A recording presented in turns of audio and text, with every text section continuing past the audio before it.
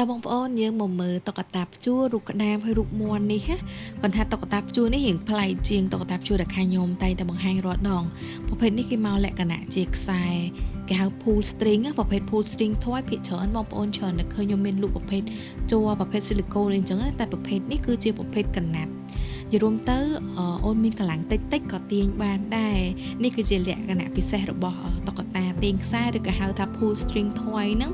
លក្ខណៈកណាត់គឺពិសេសត្រង់ថាក្មេងកម្លាំងតិចអីគាត់ទាញបានណាហើយប្រភេទនេះមិនធម្មតាទាញបានទេយើងព្យួរលម្អឲ្យអូនមើលក៏បាននិយាយរួមទៅដោះយកមកឲ្យអូនកាន់លេងអោបលេងក៏បានដែរបង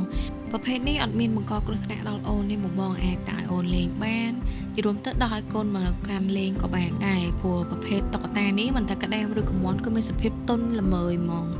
ចាហើយសម្រាប់កន្លែងព្យួរបងប្អូននឹងចាប់អារម្មណ៍ថាតើគួរព្យួរនៅកន្លែងណាខ្លះបងប្អូនប្រភេទនេះគេមកជាទម្រង់ជាកញ្ចប់ណា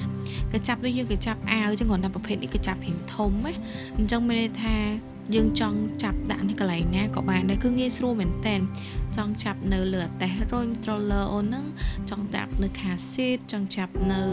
ខែគេងលក្ខណៈ grip អីនិយាយរួមទៅ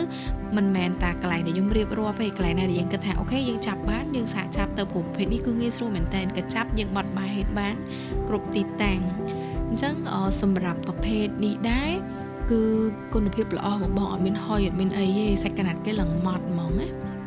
តុក្កតាជួននេះអាចមកគក់បានធម្មតាបងប៉ុន្តែសម្រាប់ខ្ញុំមកគឺខ្ញុំអត់ recommend ឲ្យបងដាក់ម៉ាស៊ីនទេបងណាយើងបោកគក់នៅជាមួយដៃហ្នឹងទៅហើយសម្រាប់វិធីបោកលម្អិតមិនអត់អីទេកុំបារម្ភបងសម្រាប់ការកំងគឺខ្ញុំតែងតែផ្ញើជូនភ្ញៀវលម្អិតបន្ថែមពីការបោកគក់គេហៅថា maintenance អញ្ចឹងណាយើងបោកគក់មិនឲ្យប្រើបានយូរបានយើងនៅថ្មីនៅស្អាតអីអញ្ចឹង